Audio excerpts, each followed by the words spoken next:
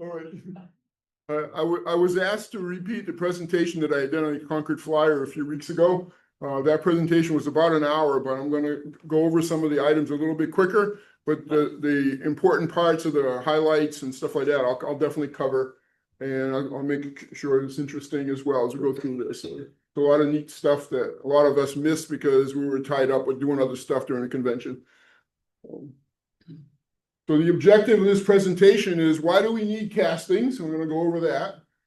Producing a master or patterns. That's an important part of the process, is you want to have something you want to be duplicating. Preparing a mold box. Going over what a single part mold is and a two-part closed mold. The different resin castings materials that I typically use. And just kind of cover that a little bit because that can get quite involved. The casting process and any kind of tips, things like that we use. Then temporary and reusable molds and other applications that we can use for this process. So the need for the castings. The primary thing I use it quite often for is the duplicating scratch-built parts. You put a lot of time making a scratch-built part. Instead of making many of them, you can make one good one, make sure it's correct and all that, and then you can duplicate it. If you've got an extreme amount of parts, a lot of times you actually can make more than one part or use one of the initial castings and make multiple parts from it. This saves a lot of modeling time. It's great for detailing models. Numerous parts are possible. If you've got something where you need lots and lots of parts, that's a good way of doing that. It allows you to make replacement parts.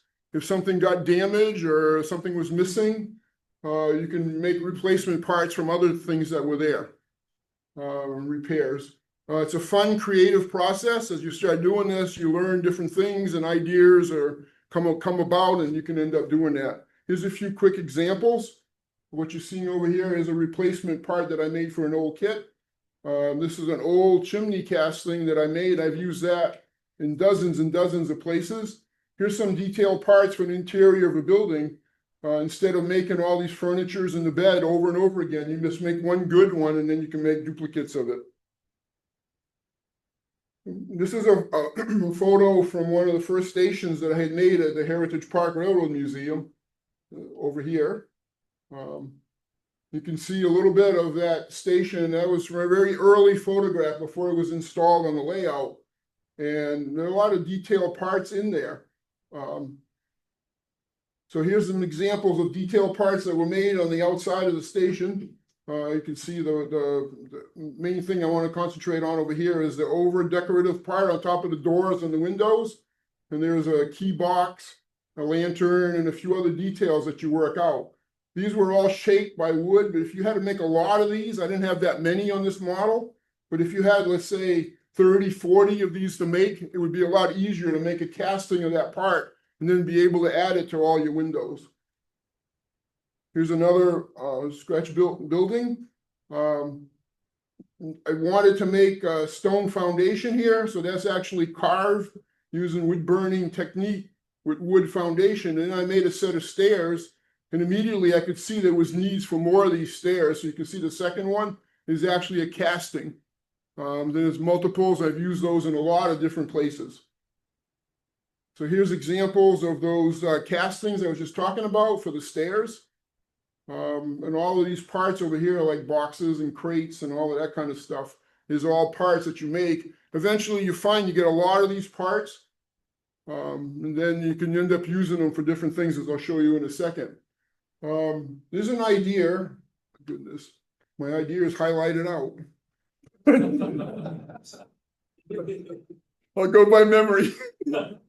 It looked fine when I had it before.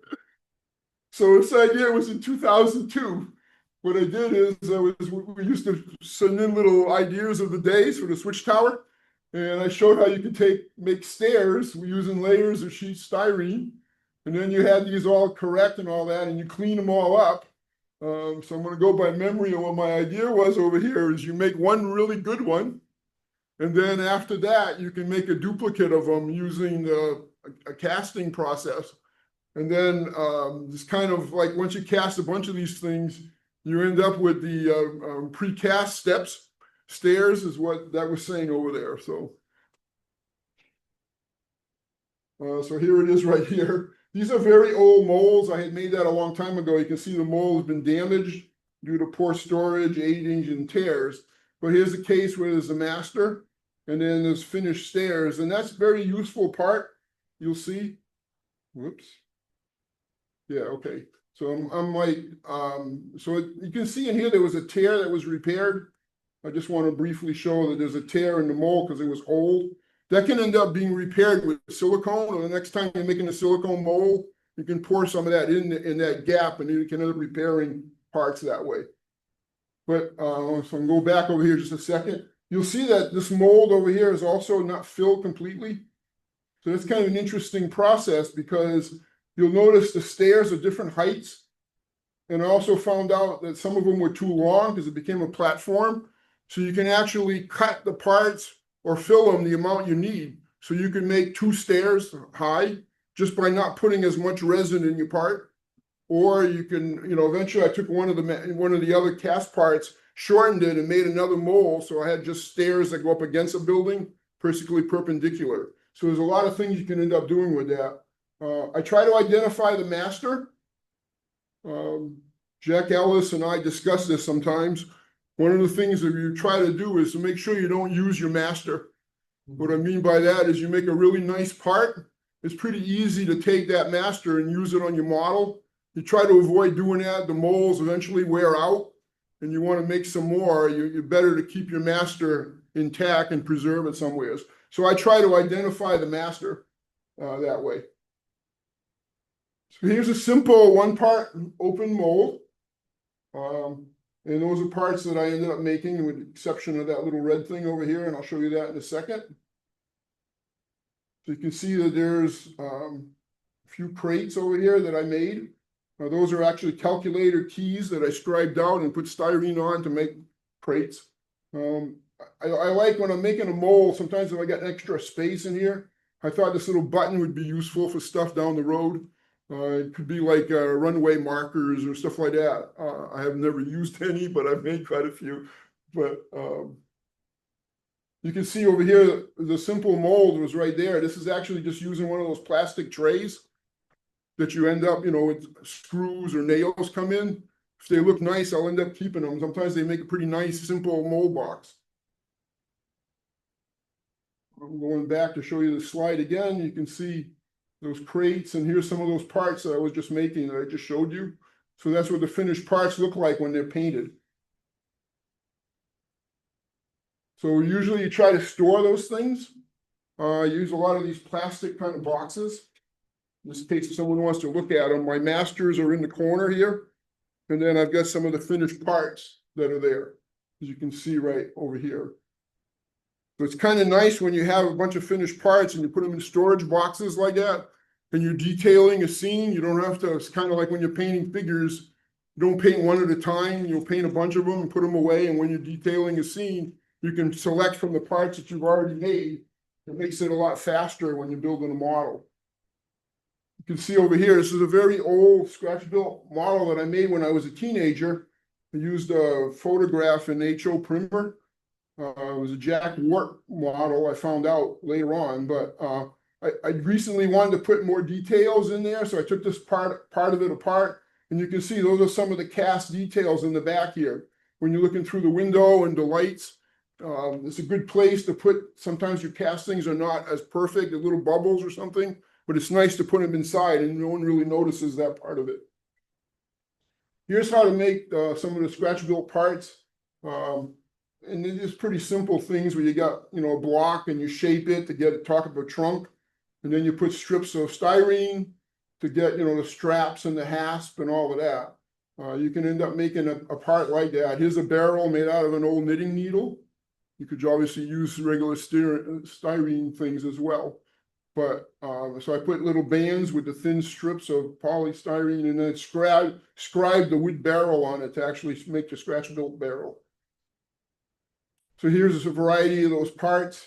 Those are all like just milk cans that were turned just with a file and a drill press. And the various trunks. Here's some carved crates and those kind of things. This part over here was actually turned aluminum. We needed it for a switch stand at the museum. So I didn't have a lathe at the time. I have one now, but that was turned by one of our members. So what you do is when you're making that mold, you figure out what you're going to use for the mold thing. In this case, I'm using a PVC pipe. You see right around here. So you figure out where the parts are going to go. You want to make sure there's enough space between where the mold is so you don't have weak spots in your mold. And you're going to have enough depth so you're not having a part right at the bottom of the silicone rubber. It helps protect the mold and things like that, make it stronger. So I just cement these parts to the mold, to the flat piece of acrylic in this case. And it's kind of nice being acrylic because I'll show you a little trick here. You can see in a second, I'll show you in the next slide.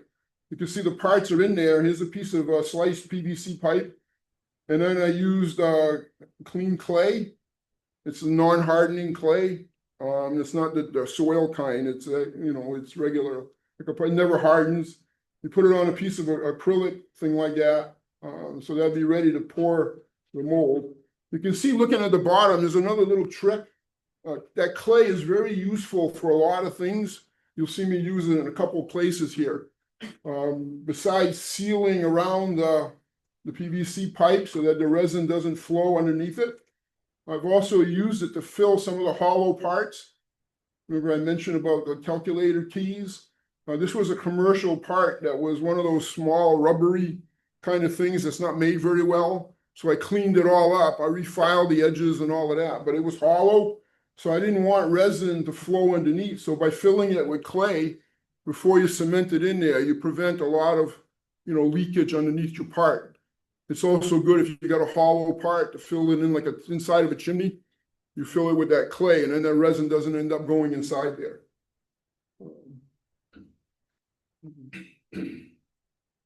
So here's an experiment I did. I don't know how well it's going to end up working. My 3-truck Bachmann Shea had lost the gear, it split. I can't get new gears. So I actually tried making a casting of it. You can see over here, that was the original that was split. So I re-cemented the gear.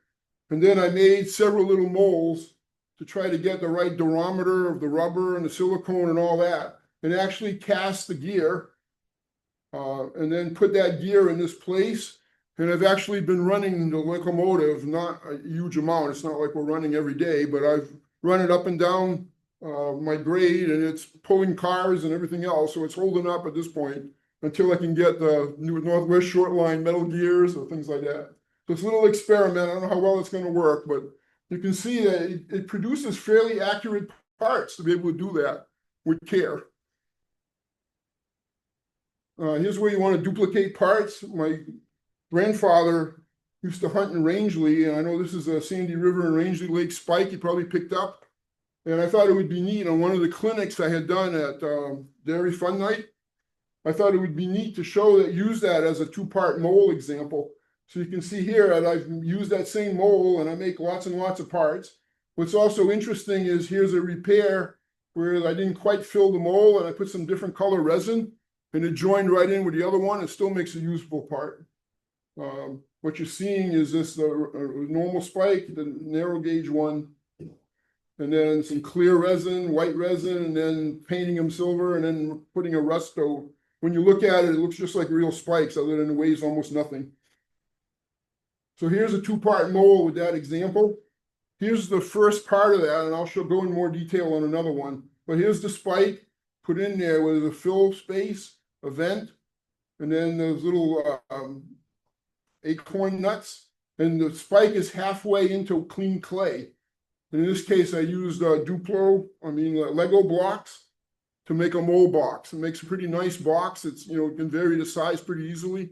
You can often find these things at yard sales or whatever. And I took some of these from my kids. Now they're all adults now, so didn't bother them. So here's the second part of it over here where it's been filled into the top. So the silicone rubber materials that you end up using, some of my older molds, I would use this Smooth On 00M0030, which has got this lavender color. Some of it's the setting times and all of that, but those are different materials you can end up using. So that's the material I used here for that mold I was showing you earlier. Now, there's a technical thing here. You probably can't see that, and I'm not going over the whole thing. The point of this slide is that Smooth On and Alumilite and other companies make molding materials for industry and a lot of other people.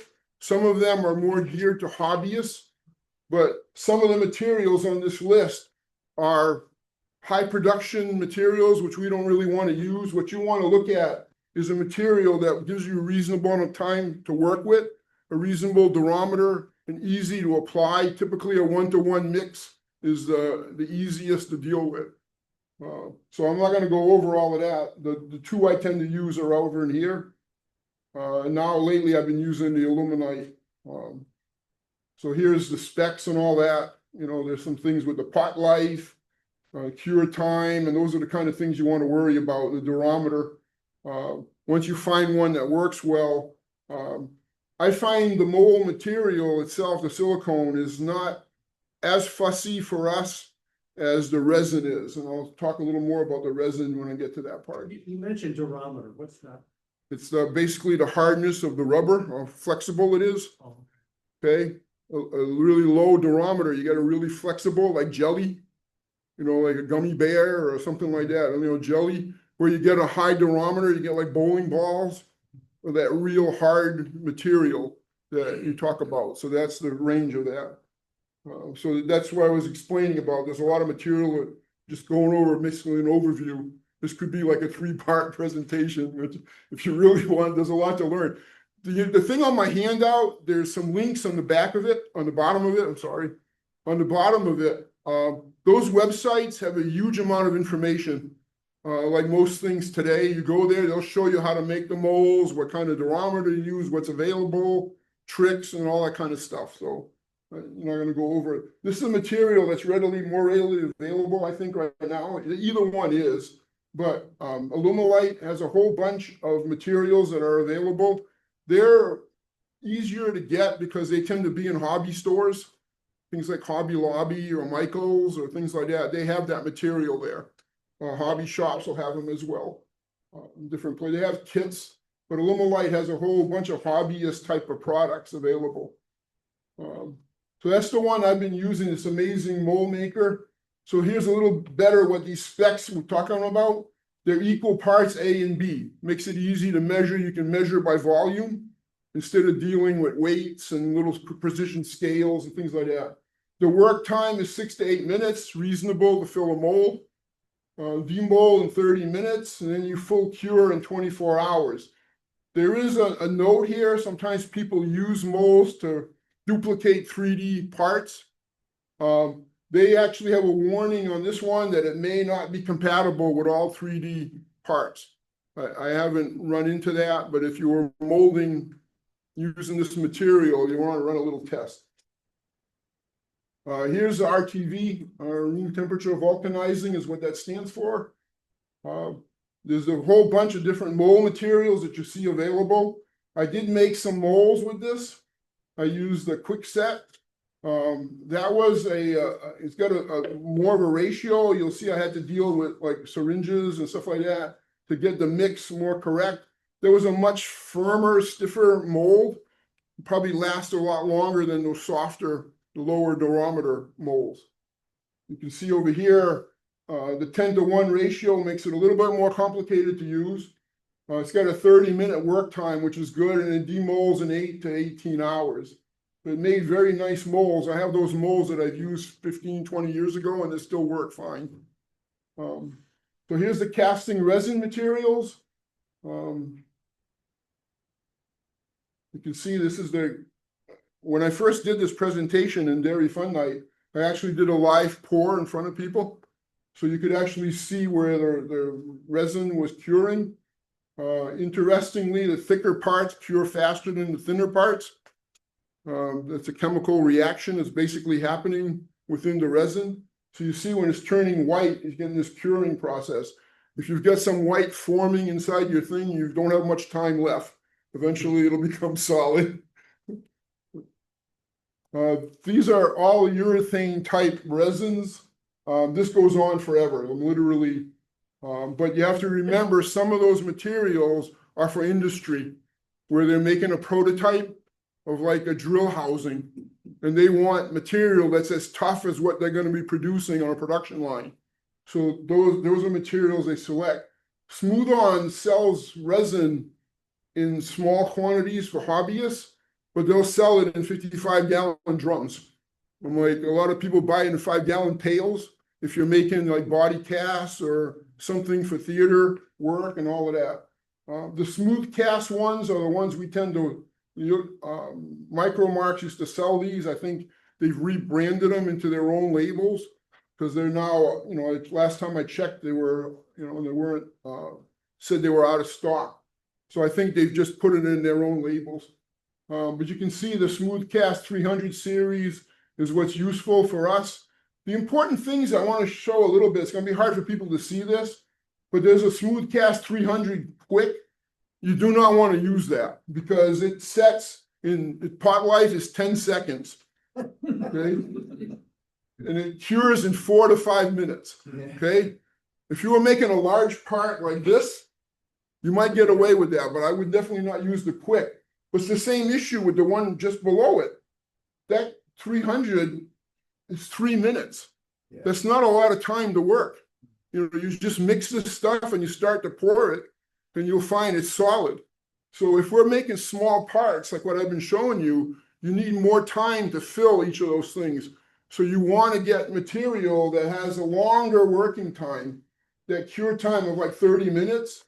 The Smooth Cast 310 is an hour. It's 1 to 4 hours. Okay, if you can work this stuff quite a while. If you're making a big part like that, it's interesting. You can fill this a lot faster than you can fill something like this. Okay, this, you put all your resin in it, it starts curing in 2 or 3 minutes, and you're good. But if you're filling little tiny parts, it takes a while to do that.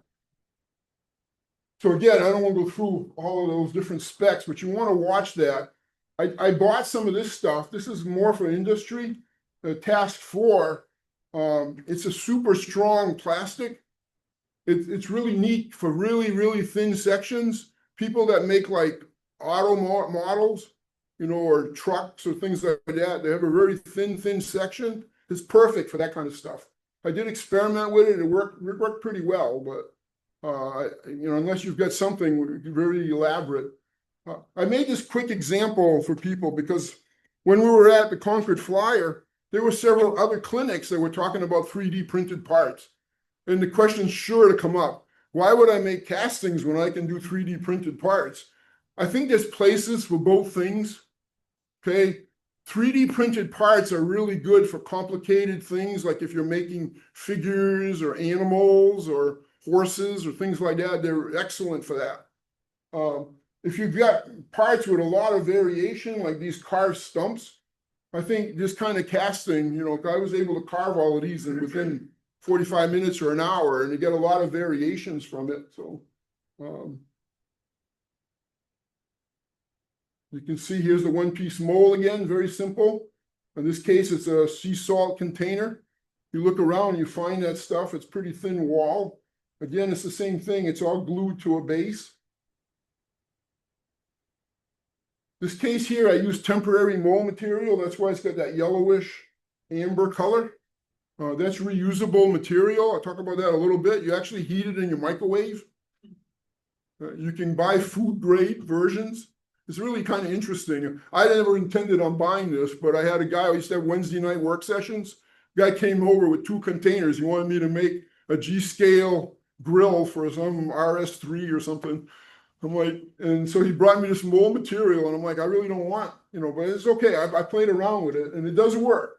Okay, it's got some limitations, but so this is the regular. So you can see in here, I got cast parts in that temporary mold material. Here's a regular silicone material as well. So one of the readily available materials right now that's pretty easy to find at hobby shops or hobby stores is this amazing casting resin. I guess they replaced their R3 with this amazing casting resin. It's a little fast for what I like to do, but it works. You can see it's got a 2-minute working time. I like more like 5 or 6. Demolds in 5 to 10 minutes, and it's got a reasonable hardness, and it cures. It says 3 days, 16 hours. It says like 24 hours or whatever is good before you start, like working the parts if you got some serious, strength applications or whatever. This typically, when I'm making a casting, there's a whole variety of little things you see here. I've added, and these help. You can buy pull spouts on top of your bottle instead of using these other caps. It makes it easier to fill the covers. I found I can buy a bunch of these little replaceable mixing cups. You get a whole sleeve of them. So here's a wire for getting rid of air bubbles and things like that. And sometimes I got to put wax paper and a weight if I'm trying to flatten out a resin that's, if the height of it is important. So I was talking about that aluminite amazing mold maker. So that's what it looks like when you actually make this version comes in red this time. So you can see there's a mold of those trees. So again, that's the finished mold up here. Went too fast. Okay. So here's the parts that are in there, and I've also got the variety of other parts that are in there as well. This down here is actually I use clay and pressed the part in it, and I'm putting resin right in the clay. So that's also a temporary mold where you can reuse it. That's worked for a variety of different things. So here's the finish, the originals, the master. Here's some finished stumps, and then some came out of the mold, and there's some more over here.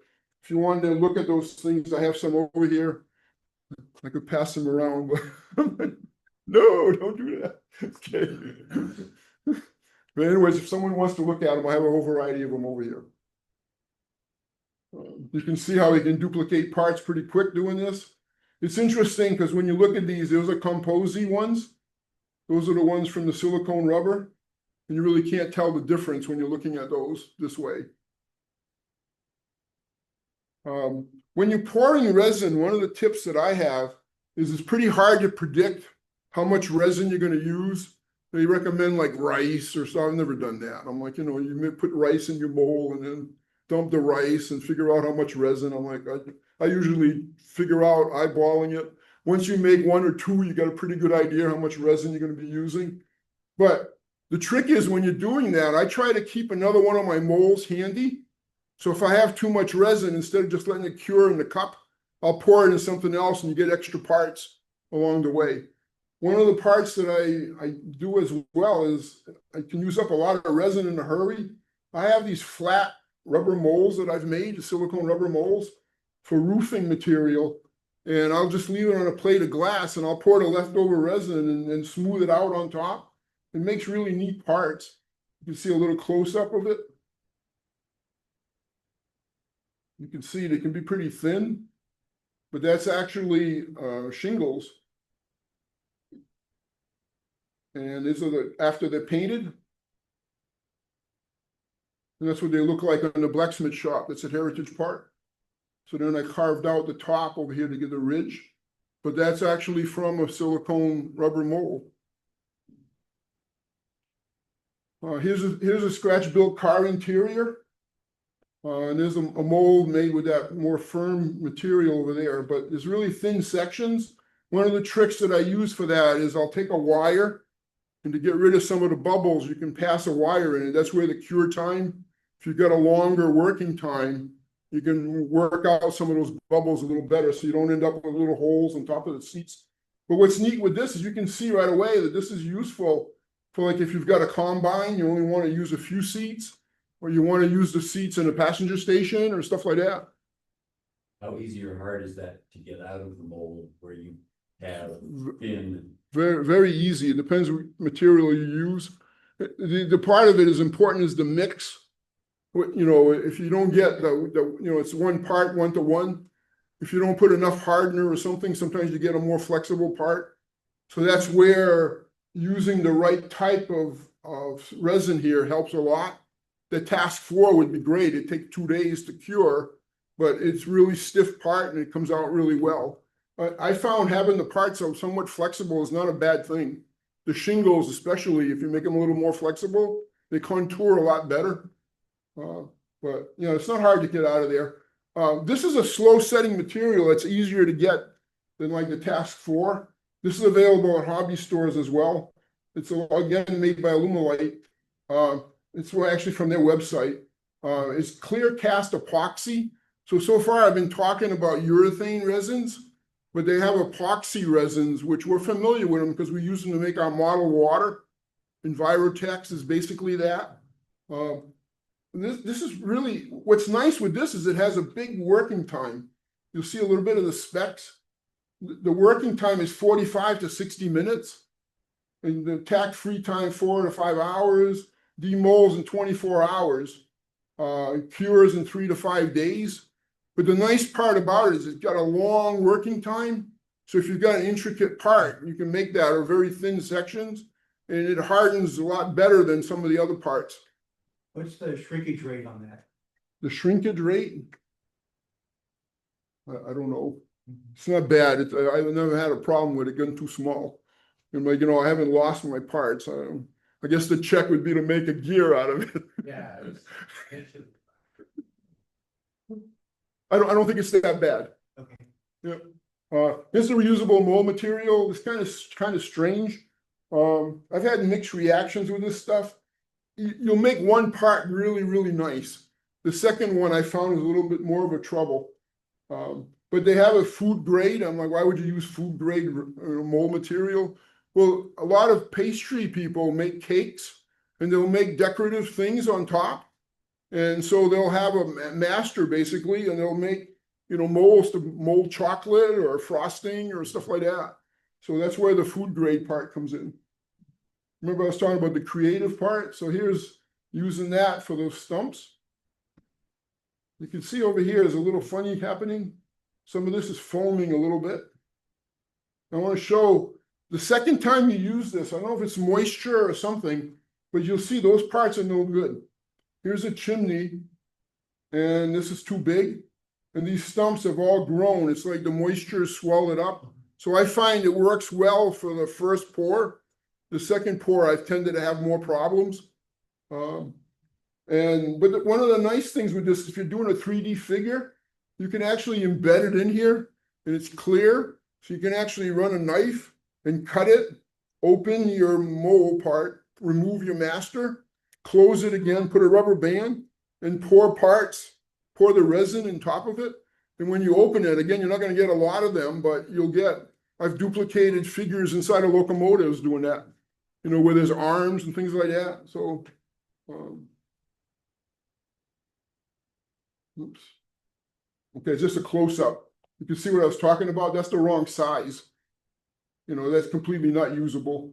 So here's a two-part mold, a little bit more detail as far as what you go through.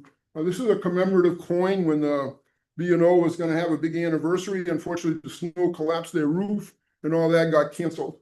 So I ended up helping them out. I bought some of the commemorative plates and coins and something like that. So here I use that to make a two-part mold example again. So here's the coin, and you'll see in here that you know, the first half of it's been poured with the rubber.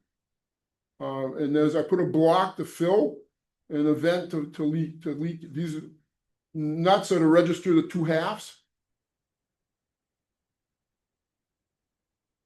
You can see over here, now is the clay on this half to support it. I think some of my slides might be in the wrong order, but so here's the fill and the vent I just talked about. So here's the other half. Now those nuts are removed. So when I make the other half of this pour, you're going to get that part over here. Now, this is really important. When you're making a two-part mold, you want to make sure you put the mold release for silicone to silicone, because silicone rubber has a really good way of molding right to silicone rubber. So if you don't have mold release here and you pour your other silicone, you'll have a block of silicone, and it's completely not usable. Now, a lot of people have a struggle on what's the best thing to use for a silicone to silicone. Ironically, it's pretty simple. A lot of people recommend, including the companies that sell the mold release, is just thinned out petroleum jelly, some, like Vaseline with mineral spirits. Then you brush that all around, make sure you go like twice. So you don't have any bare spots, you don't get tears, but you can use industrial specific mold release as well. Okay, so that's with the second part of the rubber, let's pour it in there. Okay, so here's, I believe that's the original, and here's a copy. So you really can't tell the difference too much with that, so. Okay, here's a repair of a really thin part. I showed that a little while ago. The main reason for that is some little intricacies of a two-part mold. You want to figure out how you're going to feed your material in. This is the actual part I want. It's ultra thin. Here's two vents in this case so that all the resin goes to here. I added a little bit of a piece in the front that's to absorb the bubbles. And then these are all registration blocks. We keep the two parts of the mold together.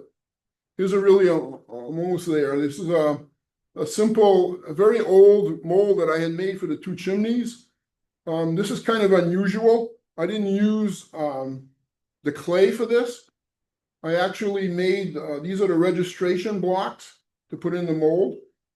You can see I had them floating in there and the top just supported on the mold box. And then what I did is I filled the rubber to what I look like halfway. You can see there's a little bit of pour out that I carved out afterward, cut out afterwards.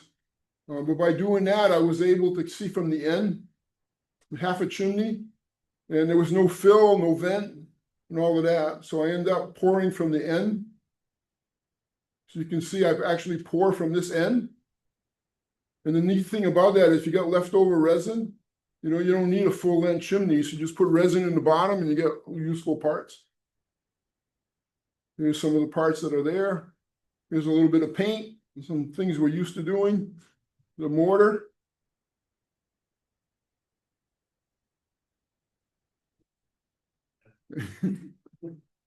It's getting there. It's getting there. So you can see, you can take these castings and you can add different things.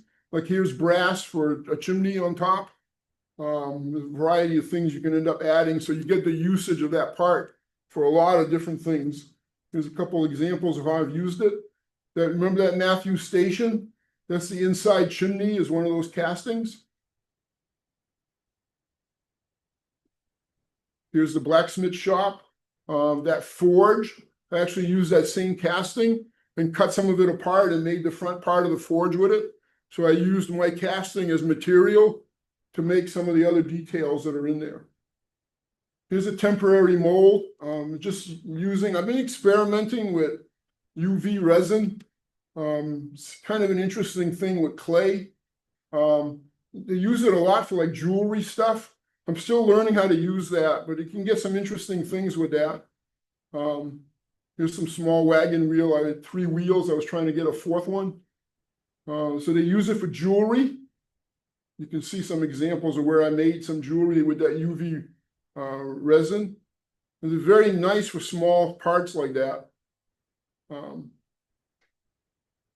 see a close-up of it. That happens to be the mold that I made for that gear. So that's a flat mold for the UV resin. Yeah, for that, yes. So I think using UV a long time is a good thing. It actually isn't. I found it cures better if you only use it for a short amount of time. My thought is, if I cure it for 3-4 minutes, it's a good thing.